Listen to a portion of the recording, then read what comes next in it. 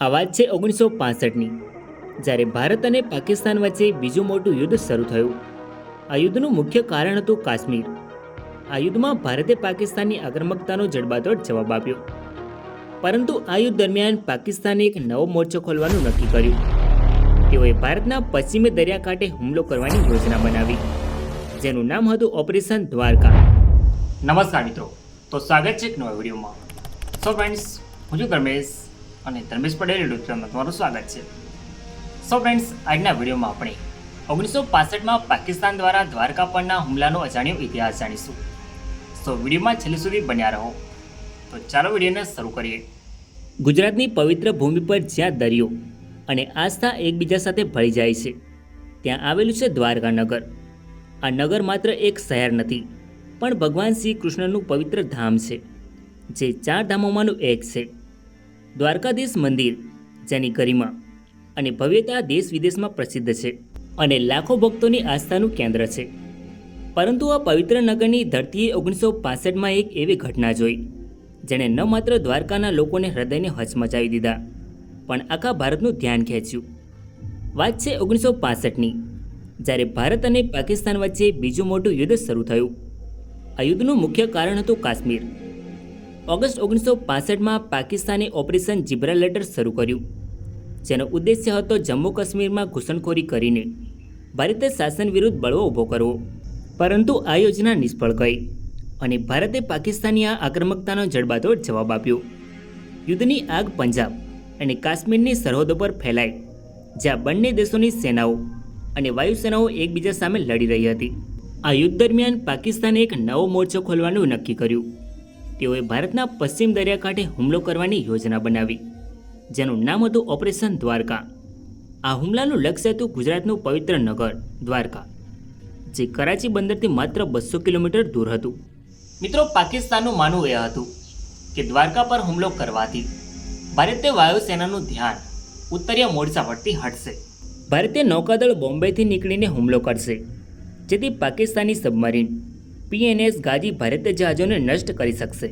7 September 1965ની રાત્રે દ્વારકાનો દરિયાકાંઠો શાંત હતો અને નગરના લોકો રાત્રિના નિરાંતમાં હતા. દ્વારકાધીશ મંદિરની ધજા હળવે હળવે હવામાં લહેરાતી હતી અને દરિયાના મોજા કિનારે આવીને પાછા ફરતા હતા. પરંતુ આ શાંતિ લાંબો સમય ટકવાની નહોતી.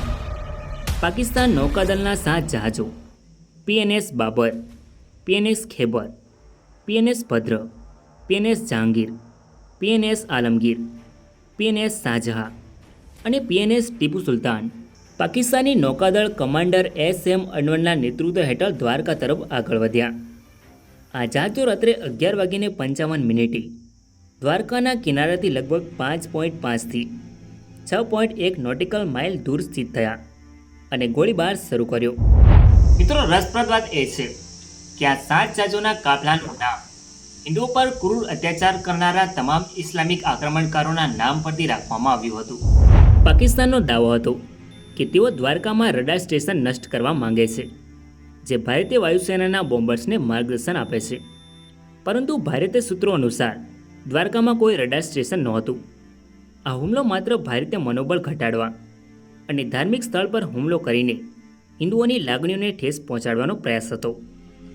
પાકિસ્તાની જહાજોએ 4 મિનિટમાં લગભગ 350 ગોળા દાગ્યા, જેમાં 5.25 ઇંચના ગોળા પણ સામેલ હતા.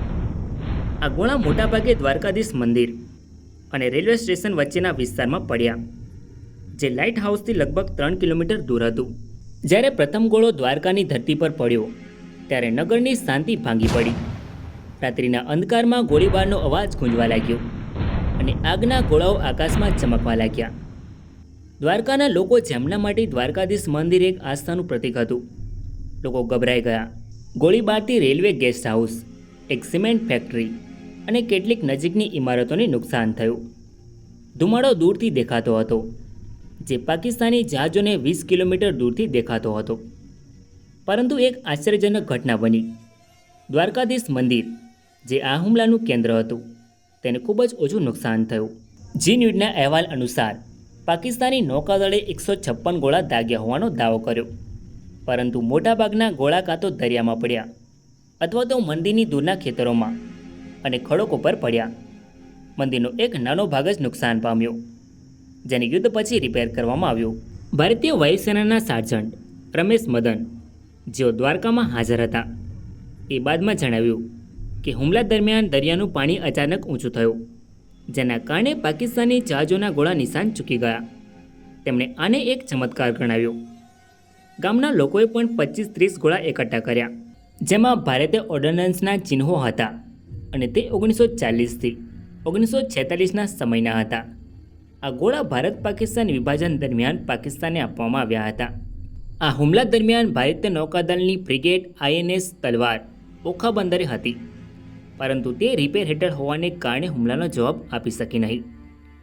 ભારતીય નૌકાદળની સત્તાવાર નીતિ હતી કે યુદ્ધને જમીન સુધી મર્યાદિત રાખવું અને તેઓ બોમ્બેથી 200 માઇલથી વધુ દૂર અથવા પોરબંદરની સમાંતરે રેખાથી ઉત્તરે ન જાય. આ નીતિને કારણે ભારતીય નૌકાદળે હુમલાનો તાત્કાલિક જવાબ આપ્યો નહીં, જેના પર ભારતીય સંસદમાં ઘણા સવાલો ઉઠ્યા. ભારતીય નૌકાદળના ઇતિહાસકારક JM હીરાનંદાનીએ જણાવ્યું કે હુમલા બાદ INS તલવારને દ્વારકામાં નુકસાનનું મૂલ્યાંકન કરવા મોકલવામાં આવી. તેમણે એ પણ નોંધ્યું કે દ્વારકામાં કોઈ રડાર સ્ટેશન નહોતું અને હુમલાથી કોઈ માનવીય જાનહાનિ થઈ નહોતી. ડેલીઓના અહેવાલ અનુસાર આ હુમલાનું એકમાત્ર શિકાર એક ગાય હતી, જે ગોળીબારના વિસ્તારમાં આવી ગઈ હતી. પાકિસ્તાને આ હુમલાને ઓપરેશન દ્વારકા તરીકે ઉજવ્યું અને દાવો કર્યો કે તેમના જહાજોએ દ્વારકાના રડાર સ્ટેશનને નષ્ટ કરી દીધું. 13 ભારતીય નાવિકો અને 2 અધિકારીઓને માર્યા અને ભારતીય વાયુસેનાને કરાચી પર હુમલો કરતા રોક્યા. પાકિસ્તાનના રેડિયો અને મીડિયાએ આ હુમલાને એક મોટી સફળતા તરીકે રજૂ કર્યો અને 8 સપ્ટેમ્બરને પાકિસ્તાન નેવી ડે તરીકે ઉજવવાનું શરૂ કર્યું.